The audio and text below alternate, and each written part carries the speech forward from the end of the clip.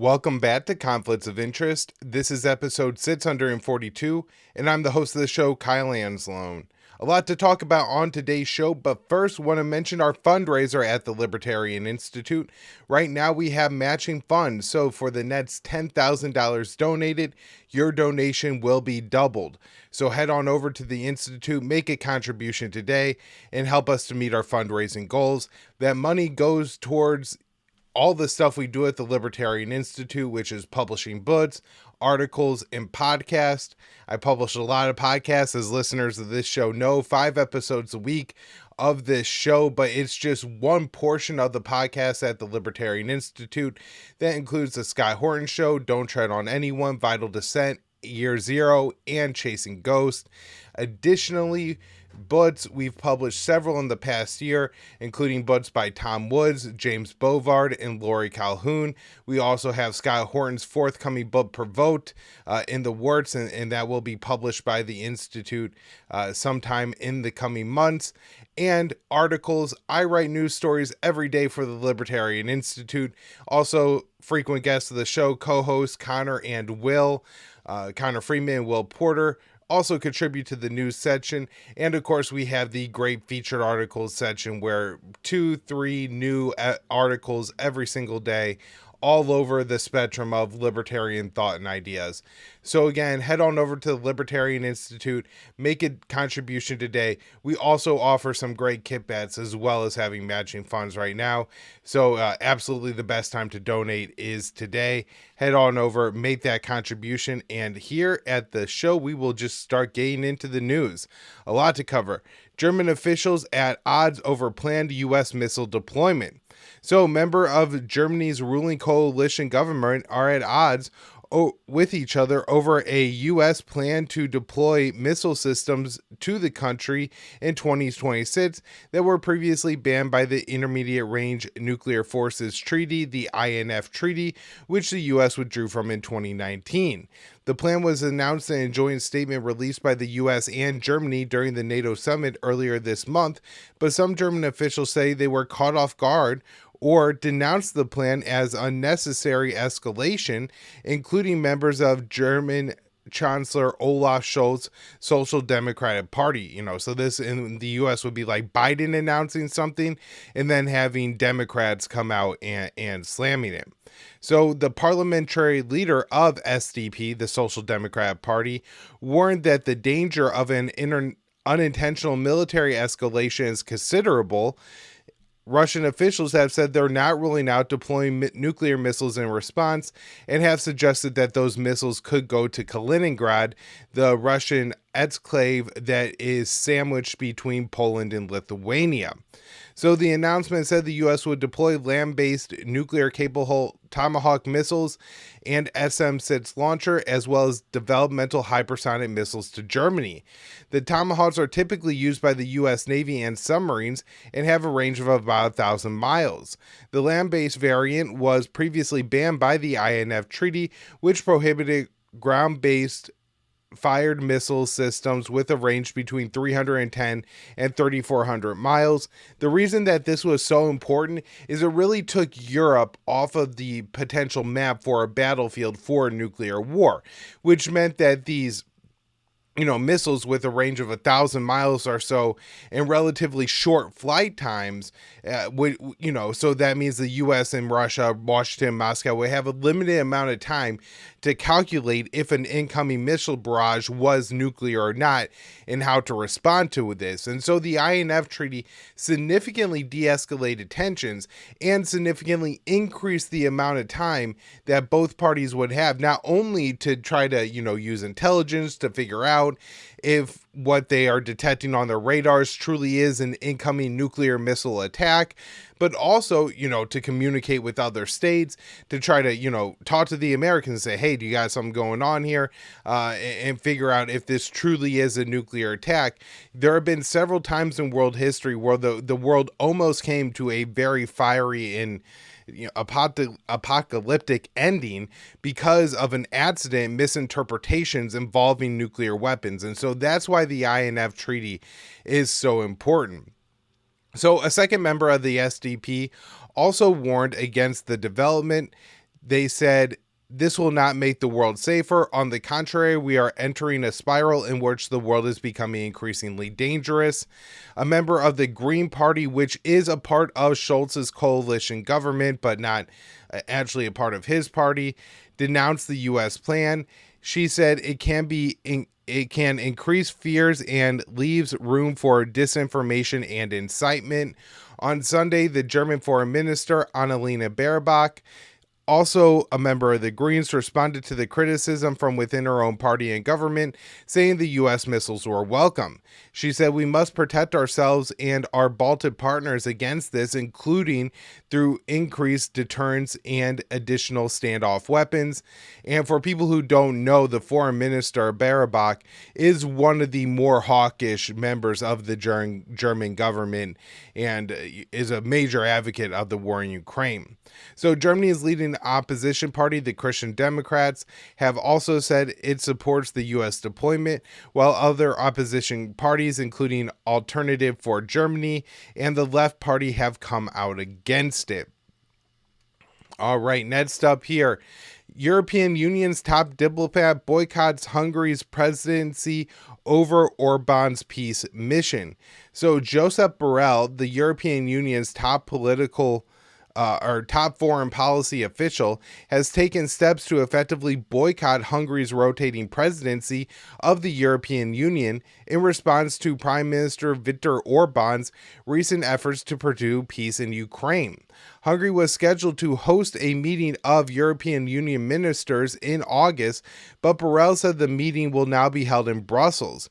"We have to send a signal, even if it's a symbolic signal," he said. European Union officials have been fuming over Orban's recent trips to Moscow and Beijing to discuss the prospect of peace in Ukraine, which came after he met with Ukrainian President Zelensky. He also met with President Trump former President Trump in the past couple months as well. European Union Borrell and most other officials took particular offense at Orban labeling the EU's policies towards Ukraine as pro-war. Most European and NATO countries have discouraged the idea of peace talks and favor sending more weapons into the conflict zone. "If you want to talk about the war party, talk about Putin," Borrell said. Amid Orban's push for peace, there are signs that Zelensky is reconsidering his policy not to negotiate with Russia. He recently suggested that Russian officials should attend the NET's international summit on the war that he is organizing. I think that's planned for sometime in November. We'll kind of see how that develops. In one sense, I could see this being an absolutely nothing, where they're going to invite maybe somebody from the Russian opposition to come to this talk. At the same time, if he's serious about having real Russian officials, Sergei Lavrov, Rabkov, somebody like that, come to this summit, well then, this could be a real sign that we are headed for this war ending in some kind of peace. All right, so next up here, this article is interesting. This is from Dave DeCamp at antiwar.com. A poll published Thursday found that a growing number of Ukrainians would accept ceding territory to Russia to end the war. The Kiev International Institute of Sociology, KIIS, said its poll was conducted from May 16th to the 22nd and surveyed over 1,000 people living in Ukrainian-controlled territory. It found that 32% of respondents agreed that Ukraine could give up territory to achieve peace as quickly as possible, while 55% opposed the idea. While the majority opposed territorial concessions, the number of those who favor the idea has grown significantly. When KIIS first asked the question in May of 2023, only 10% agreed with the territorial concessions in exchange for peace. In December of 2023, so that would be several months later, it had ticked up to 19% favoring the idea.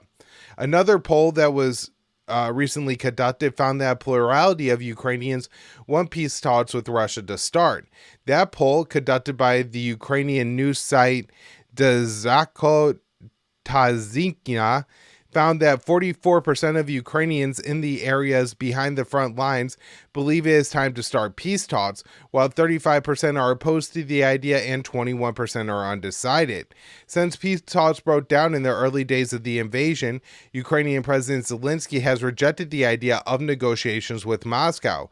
His peace formula calls for Russia to withdraw from all Ukrainian territory before talks could even happen, which is a non-starter for Moscow. Zelensky signaled he might be reconsidering his position, as he recently said Russia should attend the NET's International Summit on the War that he organizes. He previously refused to invite Russian officials to similar summits. And in fact, he even went further. He signed a decree that prohibited the Ukrainian government from discussing with Vladimir Putin, engaging in talks with Vladimir Putin's government. So, Zelensky has been very firm in his opposition to talks. So any kind of moderating of that position could be interpreted as a good sign. But until he rescinds that decree and actually invites a real Russian official to the summit, I'm not going to be particularly optimistic.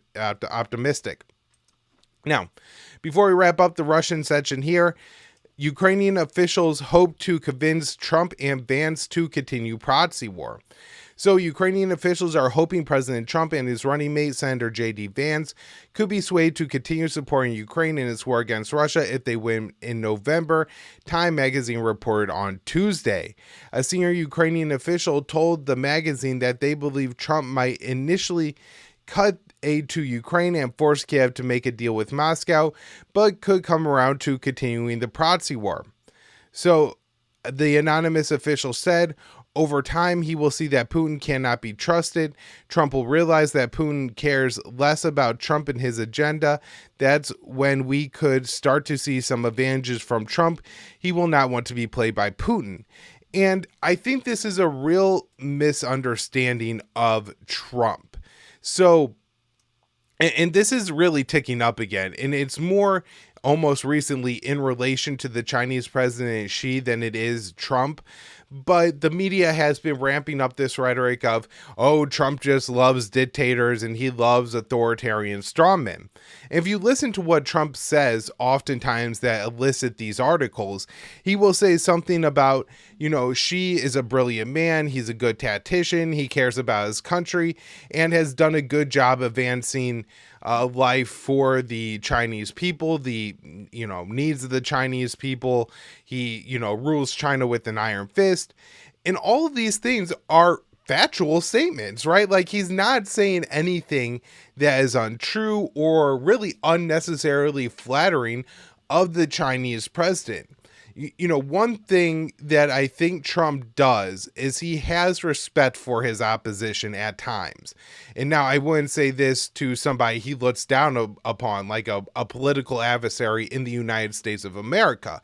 But on somebody on the international stage, somebody he has to negotiate with, it seems that at times, he really develops respect and an understanding for that person. Now, respecting Putin, Xi, Kim, the Ayatollah, whoever you want to talk about here, isn't necessarily a recipe for Trump just wanting to emulate their policies in the United States, which is often what is implied, which is, Trump is jealous of Putin. He's jealous of Xi, that he can't just lock up his political opponents or, create all these dictates and laws. But, what I think Trump is really doing here is just acknowledging the reality of the situation that Putin is and Xi are very smart men. They're good diplomats, as we have seen as to what's happened in response to the war in Ukraine and the U.S. economic war against Russia, the attempt to isolate Moscow, and in coordination with that, Beijing. These countries have been able to rally support from a lot of the world to their causes. And if you think that Putin is just some authoritarian thug who just wants to expand his borders, then you're not going to understand what Russia really wants to accomplish in Ukraine, what it's really trying to do. And the same thing with China. If you just think that, she's a dictator who wants to take over the world, you're really going to misunderstand China's limited aims, and you're not, first of all, going to be in a position whatsoever to try to counter or combat what China is doing.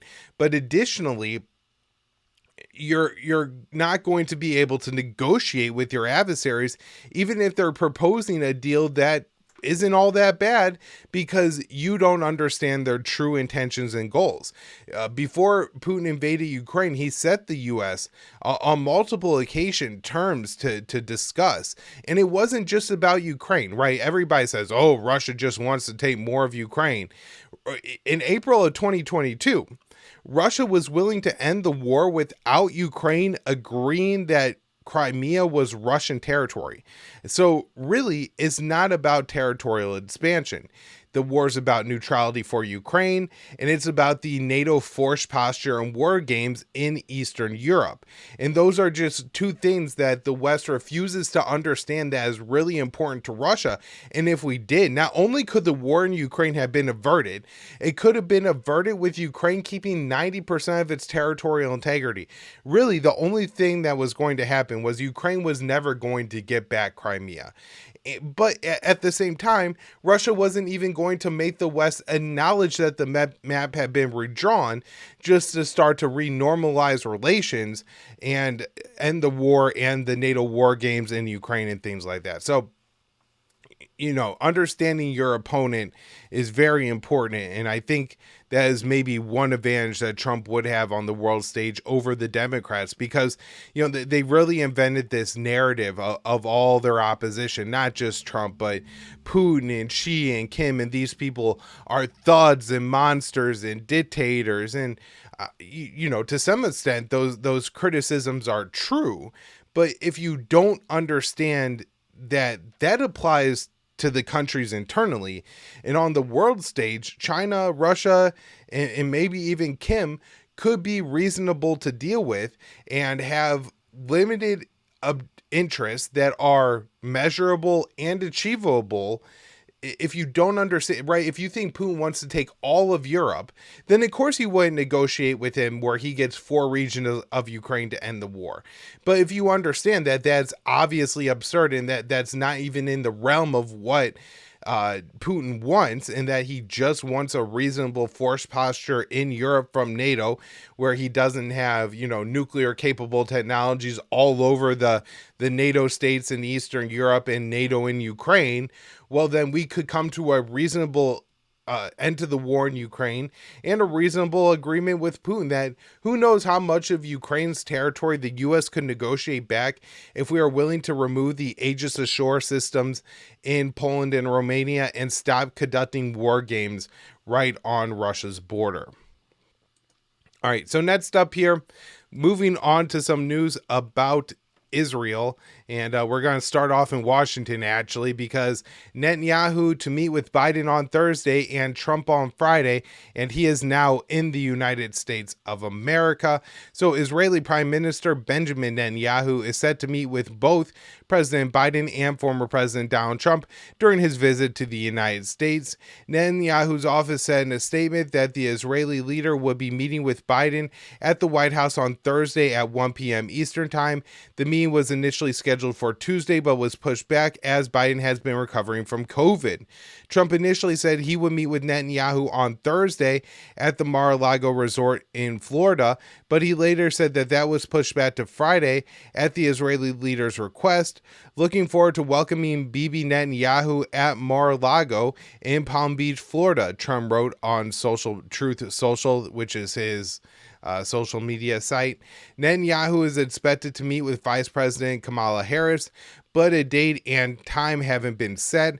Harris will not be attending Netanyahu's address to Congress on Wednesday, since she will be in Indianapolis as a part of her new presidential campaign, which launched on Sunday after President Biden dropped out of the race and endorsed her. Major protests are expected in Washington during Netanyahu's address to Congress. An executive director at the U.S. Campaign for Palestinian Rights told BBC that the protesters will make the statement that war criminals like Netanyahu are not welcome in the United States. And a couple of things I've seen so far, there was a mass demonstration in the Capitol yesterday where a lot of, I believe, Jewish Americans were there protesting the war and were all hauled off and arrested. Additionally, there was reports that the Netanyahu was staying at a hotel, and I'm not sure if he was actually staying at that hotel or not. There could have been some sleight of hand here by the Israelis, but protesters, were outside the hotel with like a projector, putting a big picture of Netanyahu, war criminals aren't welcome, and kind of raising the idea that, hey, we have somebody staying in this hotel who's conducting a genocide. That was a big part of it. So, House Speaker Mike Johnson threatened to arrest Democratic lawmakers if they protest the speech in the chamber. There is a number of Democrats in the House who have said they are going to boycott the event, and some others are going to protest. They're going to have Esther Sargent at arms on the floor, and if anybody gets out of hand, the Speaker of the House will bang the gavel. We're going to arrest people if we have to do it. We're going to get the message out. Representative Rashida Tlaib, Democrat from Michigan, the only Palestinian American member of Congress, put out a statement calling for Netanyahu to be arrested. Netanyahu is a war criminal committing genocide against the Palestinian people. It is utterly disgraceful that leaders from both parties have invited him to address Congress.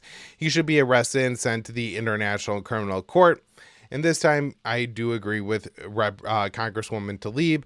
I would add here, too, I know there's a lot of congressmen who just aren't going to attend the event, and trust me, I prefer my congressman not to attend the event rather than being one of the, just fools sitting there slapping their hands together at everything Netanyahu says during his speech to Congress. Although I would love it if members of Congress did actually protest at the event. Now, with Johnson saying that he's going to have people arrested, and the decorum of the House needing to be respected, I'm not saying that I would try to shout him down or necessarily boo him, but silent protests where members of Congress maybe stood up and turned their back on Netanyahu as he began to speak would be a powerful message to the American people that not all of members of Congress support that monster. All right, next up here, let's get into some of what's going on in Israel. Israel bombs tent of journalists. I wrote this one for the Institute on July 22nd. Israeli Defense Forces, the IDF, dropped a bomb on a tent sheltering journalists covering the situation at the Al-Aqsa Martyrs Hospital. On Monday, journalist Haydar Ibrahim al-Masadar and several others was killed, and several others experienced serious injuries when Israeli munition hit the tent near the hospital in central Gaza.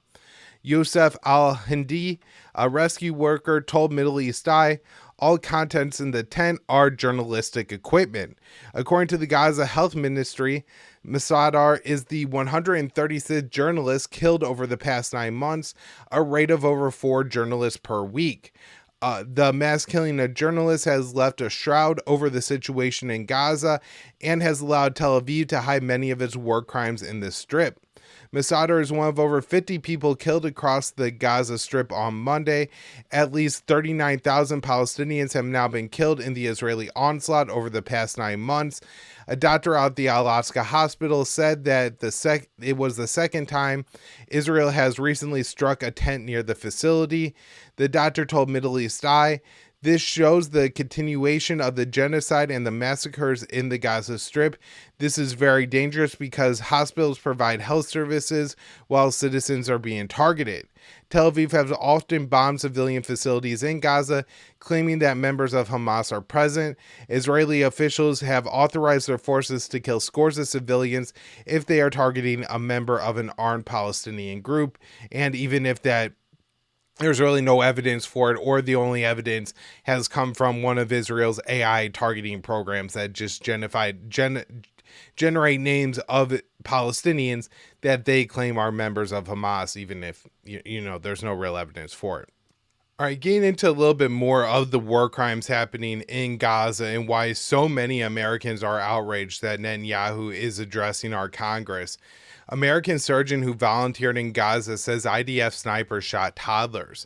An American surgeon who volunteered in Gaza told CBS Sunday Morning in an interview that aired Sunday that Israeli snipers were purportedly shooting some Palestinian children, including toddlers.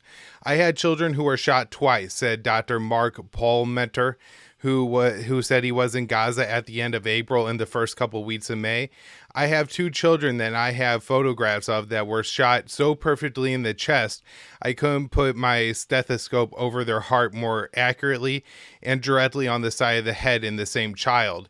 He's added, no toddler gets shot twice by mistake. The world's best sniper, and their dead center shots. Other foreign doctors who volunteered in Gaza gave similar accounts to The Guardian back in April, saying Israeli snipers were shooting children in the head. And Dave references this here.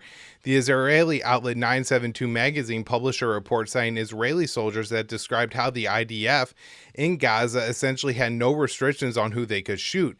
The report said that IDF routinely executes civilians who enter areas the military deemed no-go zones, and detailed that the shootings were young children were killed.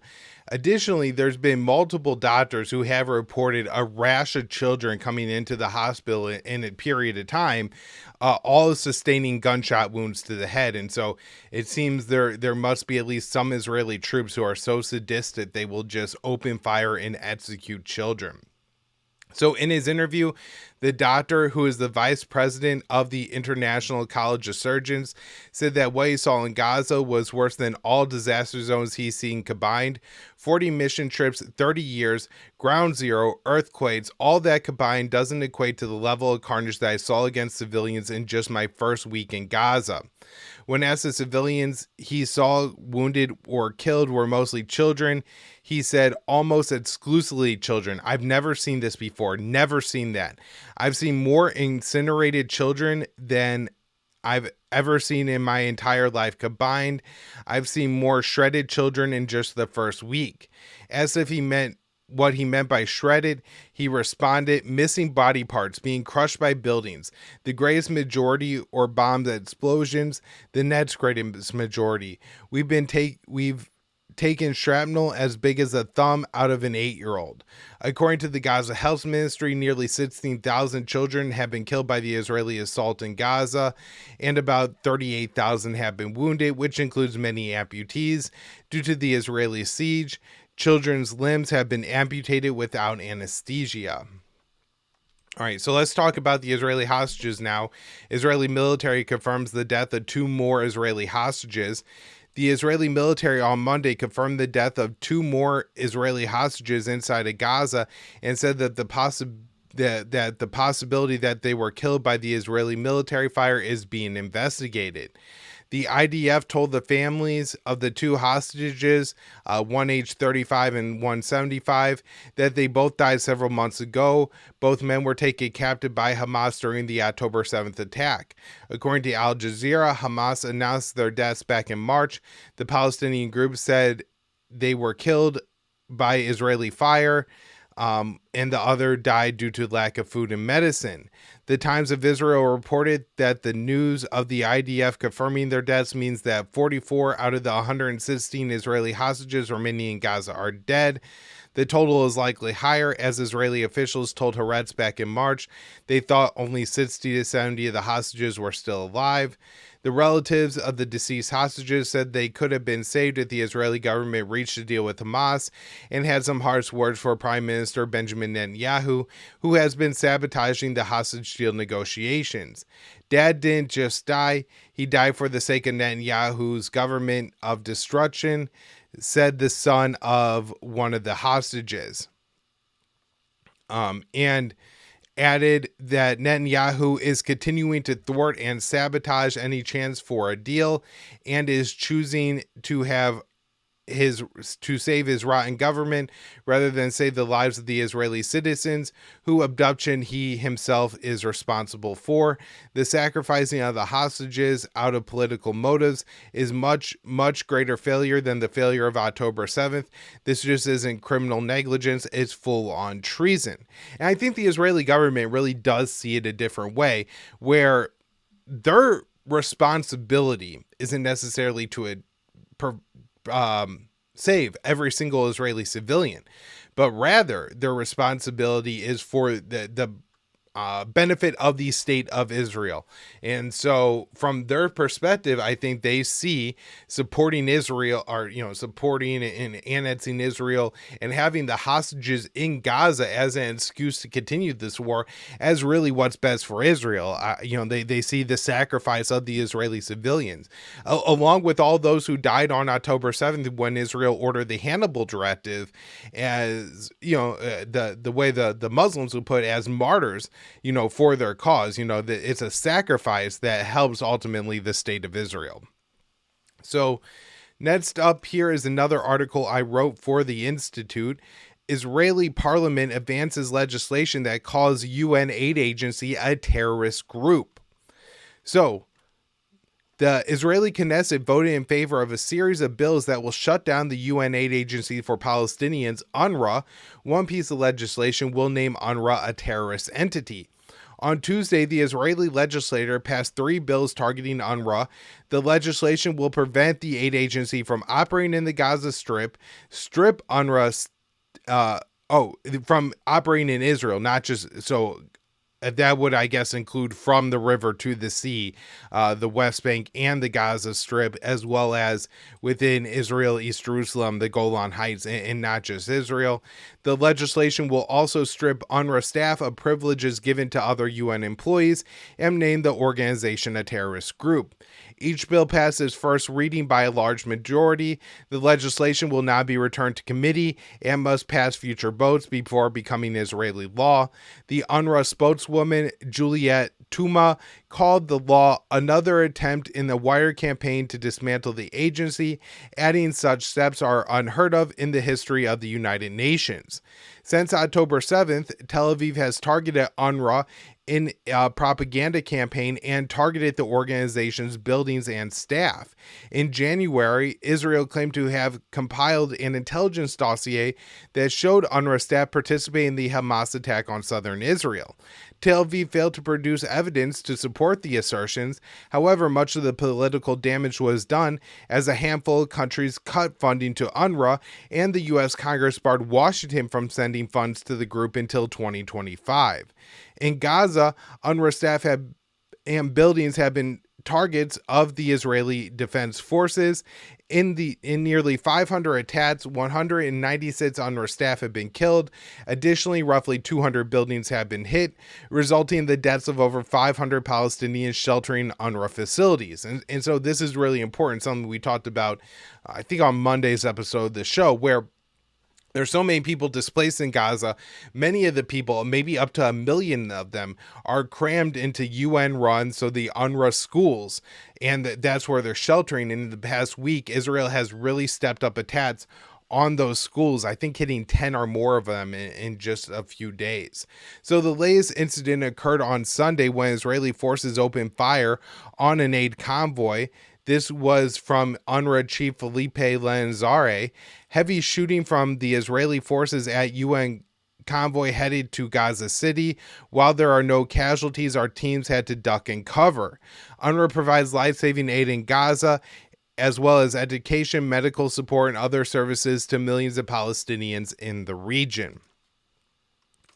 All right, next up, this is really horrible what's happening in Khan Yunis. Israel launches new assault on Khan Yunis, kills 70 Palestinians. This from Dave DeCamp, July 22nd, antiwar.com. On Monday, the Israeli military launched a new assault on the southern Gaza city of Khan Yunis and ordered the evacuation of an area where 400,000 Palestinians were sheltering.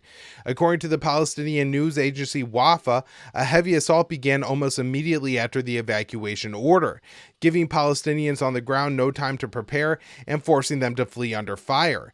Gaza's health ministry said the Israeli air and ground assault killed at least 70 Palestinians due to the Israeli occupation's attack and massacres in Khan Yunis governance. From the early hours this morning until now, 70 people have been martyred and more than 200 have been wounded. The ministry said the dead include women and children. We are tired in Gaza. Every day our children are martyred, every day, every moment. This is from a Palestinian who lost members of his family in the Israeli attack and was speaking with Reuters. No one told us to evacuate. They brought 4 floors crashing down on civilians, and the bodies they could reach, they brought to the to the morgue. So the IDF evacuation order covered some areas that were previously declared so-called safe zones. Such areas have been bombed by the IDF throughout the genocidal assault on Gaza, including the Al-Mawasi camp, part of which was ordered to be evacuated on Monday. According to the United Nations, about 1.9 million Palestinians, or 9 in 10 people, have been internally displaced in Gaza.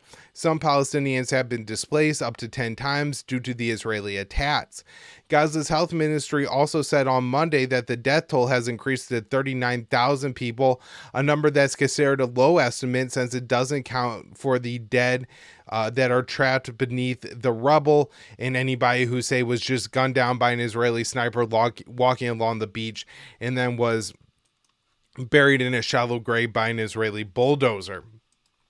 And so just a couple more details on this attack. The UN said on Tuesday that it estimates that 150,000 Palestinians have now fled eastern Khan Yunis since Israel launched its new assault on the southern Gaza Strip on Monday. The evacuation order for Khan Yunis offensive covered areas previously declared so-called safe zones, which Israel has frequently bombed. An official from the United Nations Palestinian Relief Agency, UNRWA, told BBC that 80% of Gaza has been placed under evacuation orders or designated as no-go areas by the Israeli military.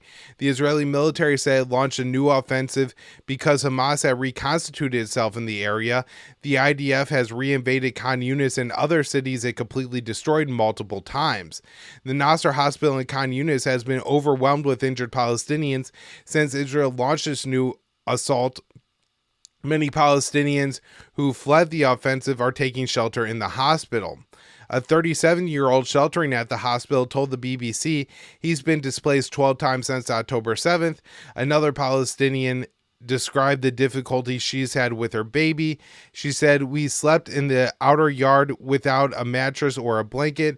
My 4-month-old daughter was born during the war. My breast milk has dried up and I can't find any milk to satisfy her hunger. My baby screams from hunger all night." Gaza's health ministry said Tuesday that 84 Palestinians have been killed in the strip in the previous 24-hour period, while another 329 were injured. The ministry also said the death toll since October 7th has reached 39,090, a number that doesn't include the estimated 10,000 Palestinians who are missing and believed to be dead or dying under the rubble. That includes 4,000 children, by the way. And so I do think that this operation on Khan Yunis is one of just another example that really reaffirms what I have been saying for some time, that the Israeli mission here is the complete ethnic cleansing of the Gaza Strip. Now, the reason I say this is because Israel didn't give a 24-hour or a 48-hour period between the evacuation notice and when they launched the assault. Now, there's a couple reasons this is important. One, I'm sure for a lot of families in Khan Yunis, during the day, maybe the father goes and tries to get food somewhere. One of the kids goes and tries to get water. Someone's looking for diapers or baby food, right? Like there's all these needs that the family had that you can't meet by going to a store. And so you probably had to go all these sources and working all these. Somebody's got to get firewood. Somebody maybe tries to find some more canvas for a tent, right? Like they need all these different things. And so I'm sure when the evacuation order was given, many of the families weren't all together. And so now, how can you evacuate from Khan Yunis if one of your children is out collecting firewood and maybe they don't even know there's evacuation order? And so that, and how rapidly they force them to evacuate, I think is meant to once again force the Palestinians to leave everything, right? Like even setting up tents with a little bit of shelter, and then you start to establish ways to get food and water, set up bathrooms in other facilities.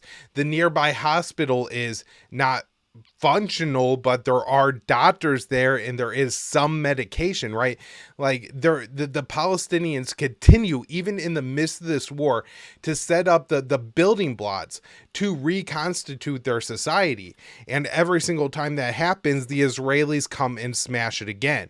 And so I think this is just another example of this. It's just a much faster process to make sure that the Palestinians who maybe have, tents with some heavy wood and poles in there to make sure it's able to withstand rains and winds, and maybe you get like a little bit of insulation from the heat, or you hold a little bit of heat at night so it's not freezing, right? They don't want the Palestinians to be able to take all this with them, to have time to plan and to coordinate, and to make sure that, oh, all right, I'm going to carry this, you're going to carry this, so we could take everything that we really need.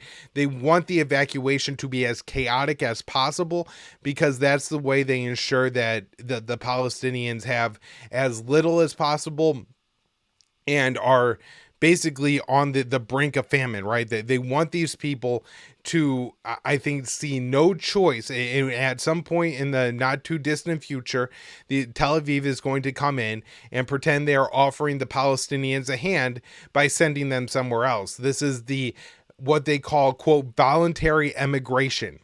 They want the Palestinians to agree to leave Gaza, right? That's what they want. They want them to abandon their homeland.